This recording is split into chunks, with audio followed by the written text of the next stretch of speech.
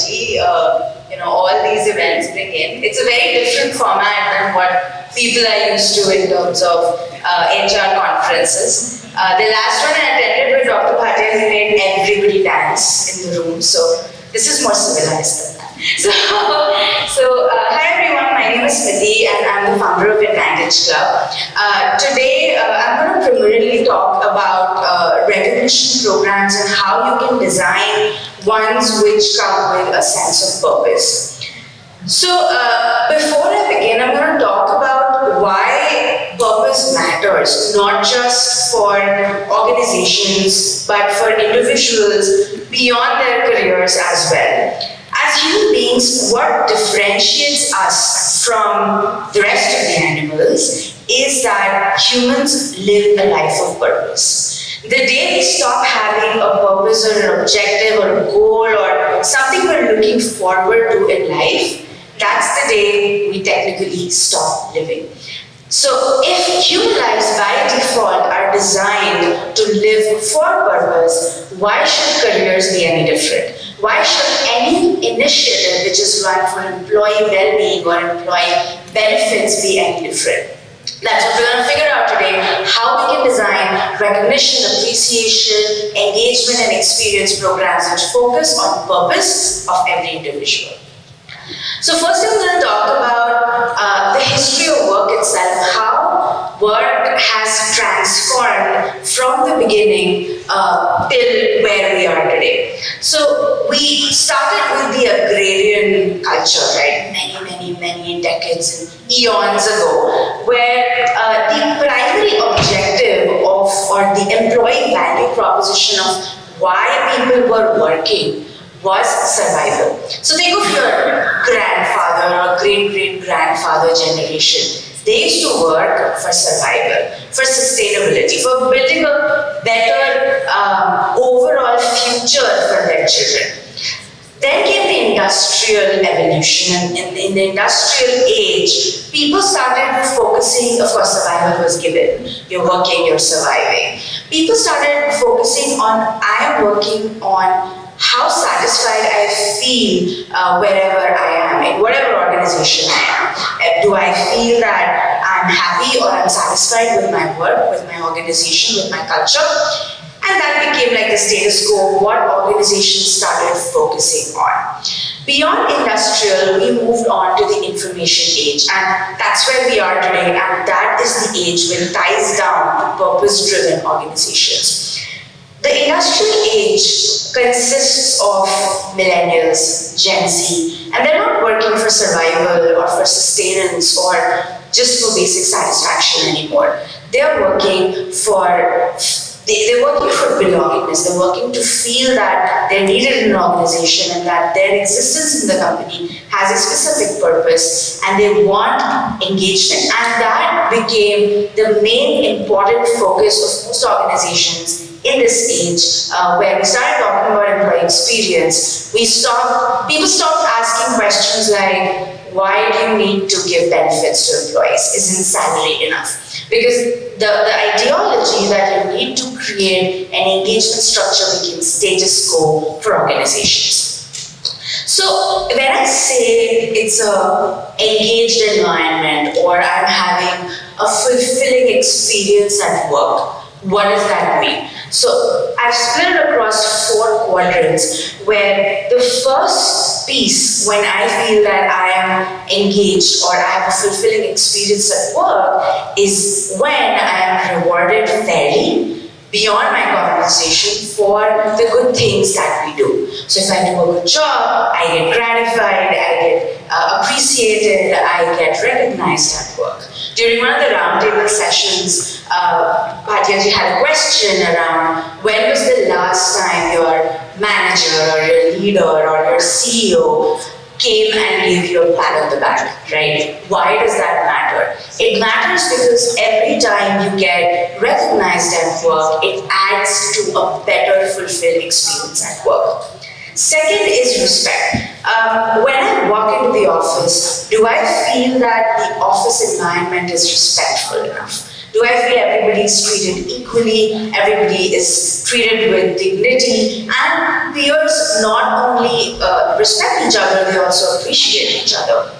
Third is relationships. And again, we had, interestingly, most of my presentation has already been covered in the roundtable. So I'm going to take tidbits out of that. People spoke about connections. People spoke about how feeling connected in an environment, or how feeling, as if you belong in that particular company, creates a better employee experience. And that's where relationships come in, where you connect with people.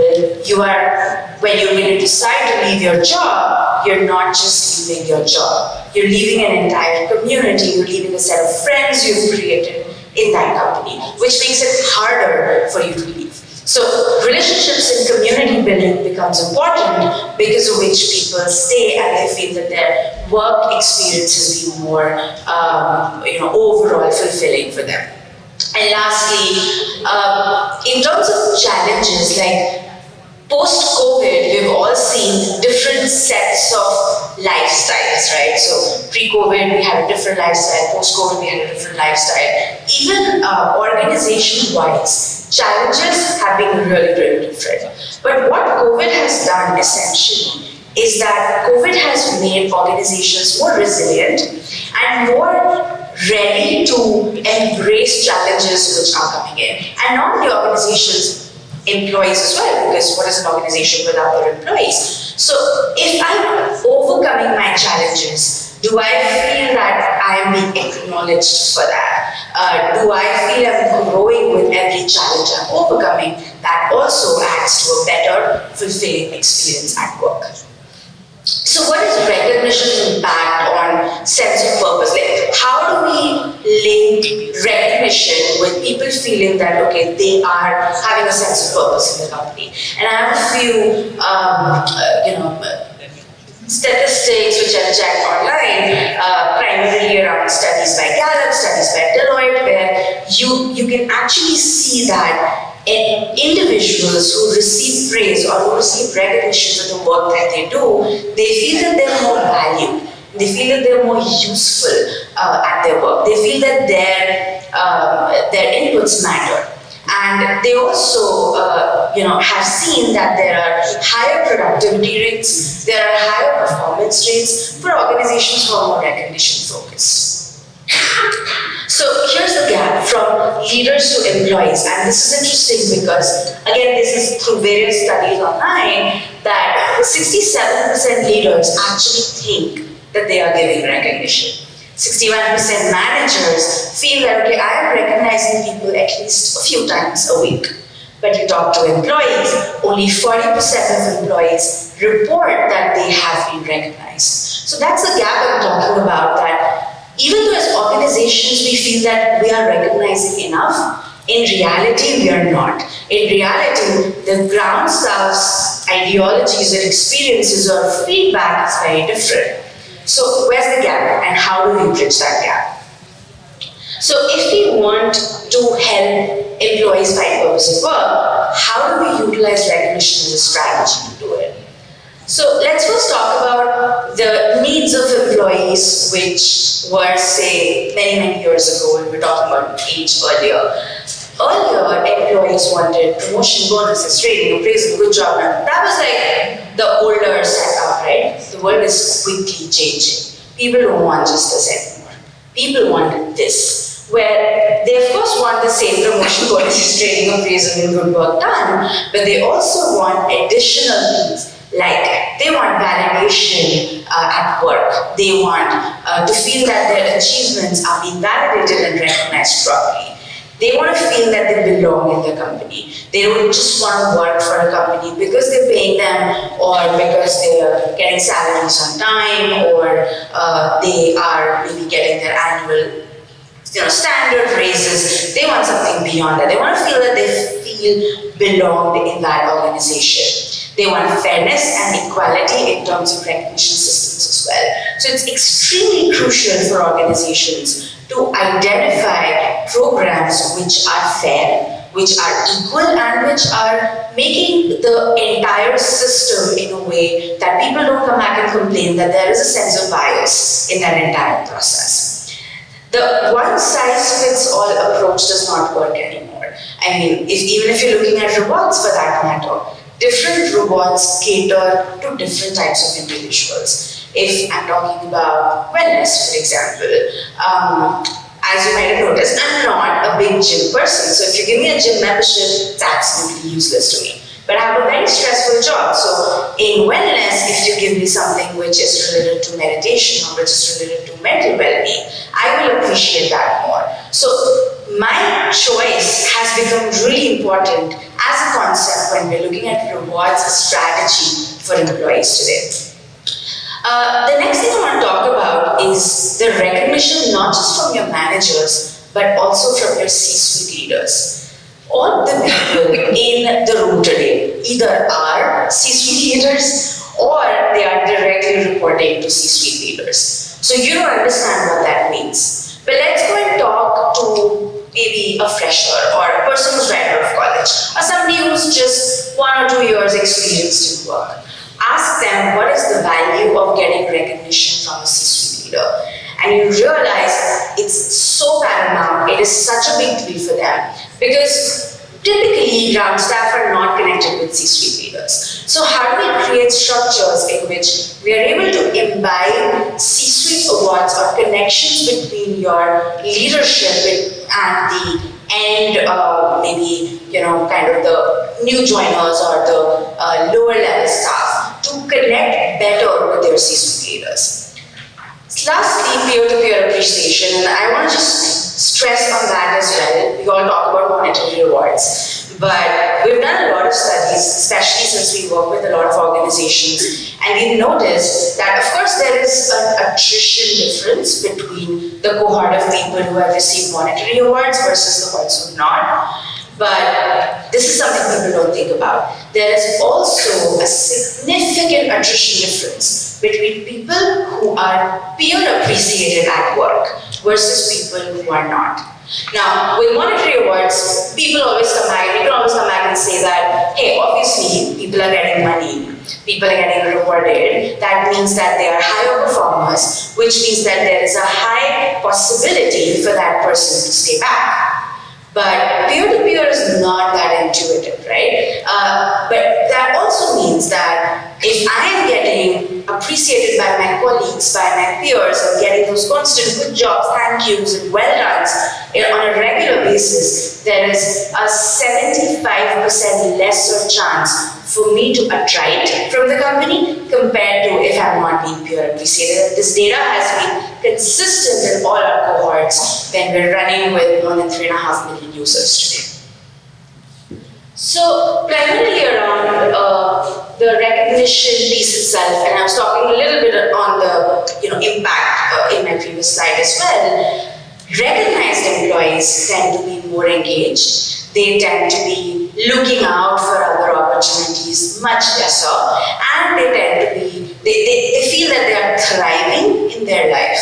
And again, in one of the round tables, we had this gentleman say that it doesn't matter how much money you get, it doesn't matter how well you're doing. What matters is when you wake up in the morning, do you feel like going to work? And that decides whether you will stick in that organization or you will not. And it really resonated with that fact because when I was working with Microsoft in the US, I had this colleague and he was a senior person. He was there in Microsoft since more than 10 years. And 10 years later, one day, he just randomly gets up and resigns. And I asked him what happened and he said, nothing's wrong with the organization. I am going to do something else. And he was a developer, right? So I asked him, what are you going to do? He said, me and my wife, we're going to Seattle. So he's like, me and my wife, we're going to go to New York and we're going to start a restaurant. And his wife was a doctor. He was a technology engineer. And they just decided to quit everything and just start a restaurant. And I said, why? Why do you want to do that now, especially when you're thriving in your career? And he said that same line to me, which that gentleman said today, that I do not feel like getting up in the morning and coming to work. It has got nothing to do with my position, it has got nothing to do with the company, I just don't want to do this. So it also matters on how excited you are at your current role and how organizations can create that blend of growth, opportunity and engagement so that people just want to get up and come to work every day. So how do we incorporate rewards and recognition in this entire strategy? So first, we need to align rewards and recognition with organizational goals. It is extremely important to link your company core cultural values to the reward structure itself. Why? Why is that important? The way rewards work is it's like a cookie model.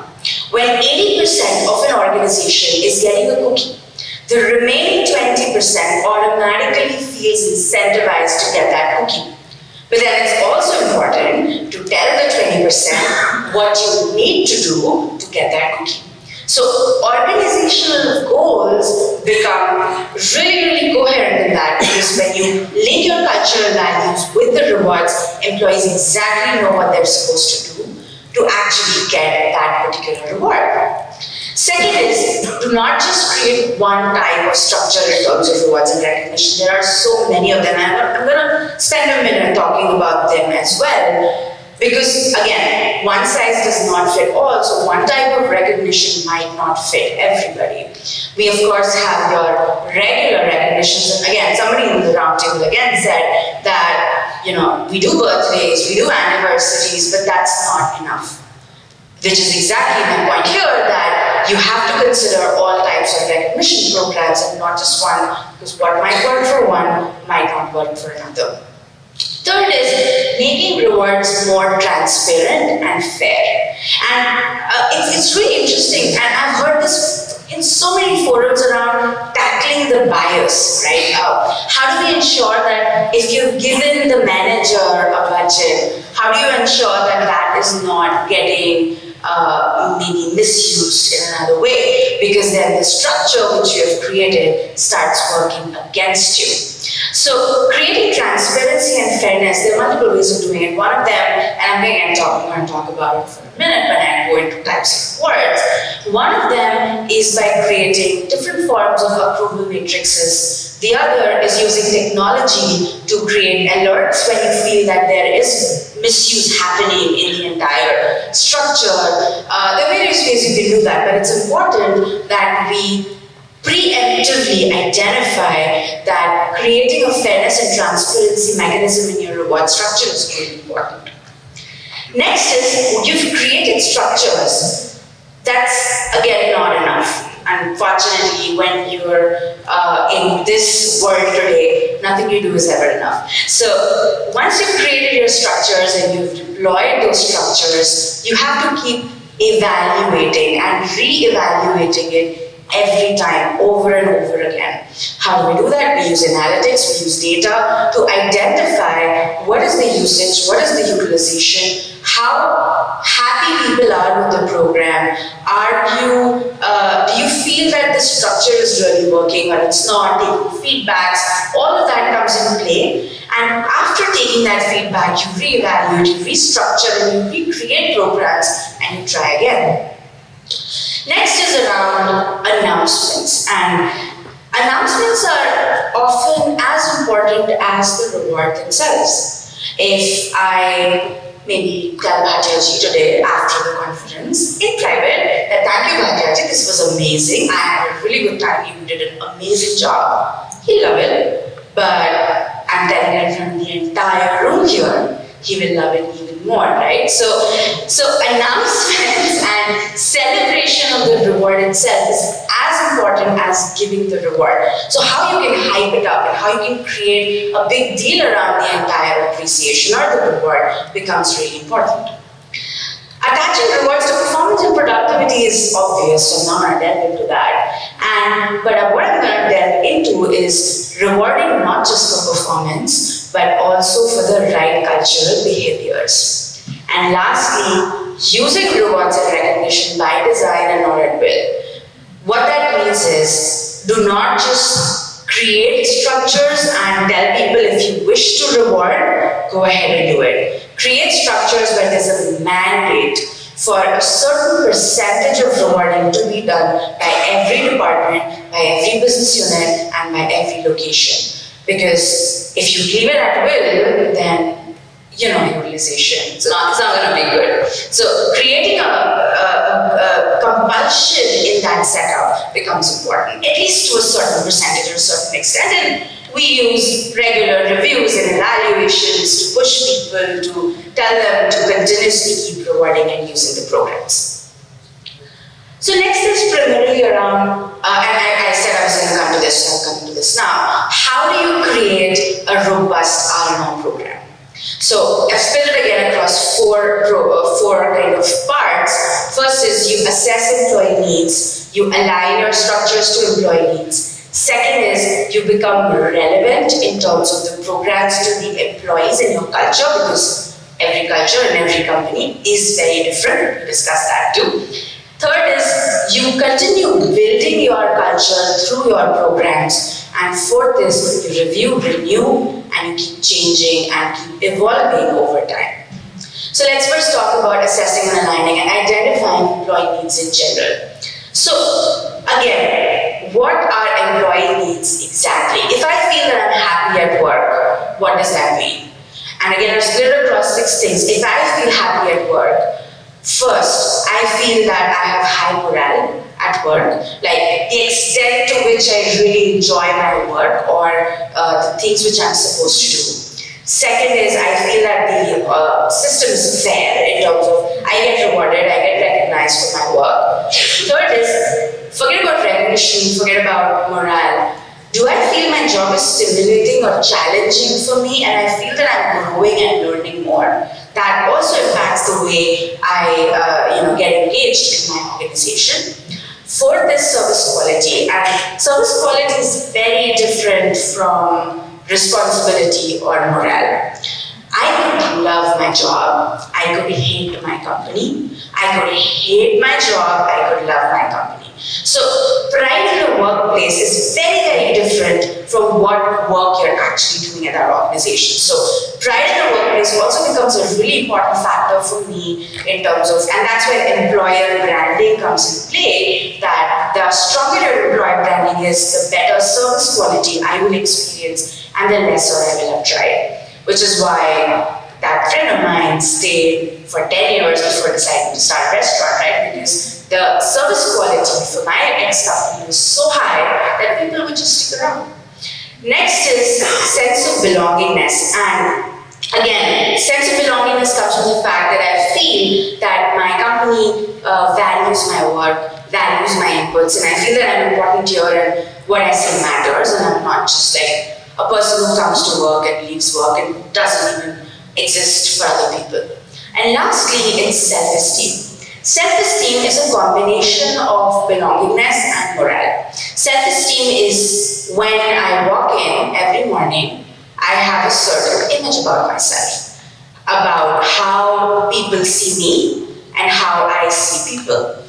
If that self-esteem, if that image is good, my self-esteem is high. If that image is bad, my self-esteem is low. And that is what will make me decide whether I want to continue working or not. And that's where communities, creating connections with other colleagues really, really makes a big difference. Second is once you've identified your employee needs, you got to be relevant and you need to build for this new normal. How do you build for the new normal? Today we have people who are at home, who are at work, who are at Mars, who are at I don't know where, working from everywhere. So digitization is the right and most easiest way of driving relevancy of programs in a hybrid model. Gone are the days when we used to do physical trophies and you can't do that anymore. If you have people in other countries, if you have people who are not physically present in the office, you can't keep like couriering gifts to people and then managing that on the phone with the kind of courier companies and everything, it's painful. So you replace everything digitally. You replace your physical certificates with digital certificates, and the beauty of digital certificates is you can be creative around it. You can make it more animated. It can be more video based. It could be more interesting than what it is, like a boring, physical certificate format. You could also create, digital badges, digital rewards. We have, things like meta experiences today, which create a more exciting thought process for people, where you have avatars, you have all of that. Utilize that as technology enablers for your recognition program. In terms of creating the program itself, and I said I'll come to this on here now, I have split recognition programs in 4 parts. First is your day-to-day type of recognitions, which we spoke about in the roundtable, around birthdays, anniversaries. Because there is a certain day happening, you are getting recognized. You're getting recognized because you completed 5 years in the company. That's a day-to-day type of recognition. Second is a formal recognition program. A formal recognition program is usually manager-driven, budget-driven. You create structures, and typically the industry standard is you devise a budget which is 1% to 5% of an employee's annual salary. If the employee is younger or maybe a junior employee, the percentage tends more towards 5%. If the employee is a very senior employee, the percentage tends more towards 1%. So you create an annual budget for each employee. You divide that budget across business units, across cost centers, across managers, and you give them the freedom to award throughout quarters. You track it throughout every quarter, and you ensure that people, again, we spoke about compulsion, you make it compulsory that a certain percentage of the rewards are being utilized. In my opinion, utilization percentage should be 95%. Usage of rewards should be 90%. If that's not happening, the program is not working. Third is informal, which is more peer-to-peer, where you don't have monetary things, but your non-monetary wishes, appreciations, thank yous, kudos, well done. But again, how do we sensationalize that, right? Because the same thank you card gets boring over time. So you create structures around different cultures, or different festivals, or different events which are happening on a regular basis. So you could have different wishes during, say, Teachers' Week. You could have different structures during Women's Week, so you could have more women-led badges. You could have different things during, say, festivals like Eid or New Year and all of those, where you have those wishes which people can give to each other instead of your regular mundane thank you, kudos, because I can only give thank you 3 times and then it just gets, okay, cool, what else? So informal is important to have different types of flavors in the entire recognition solution itself, so that people are using it over and over again. Lastly, we have approval based, and that's another tackling the bias mechanism, where you can create structures around nominations, approvals, and people can get rewarded only when your approvals are completed.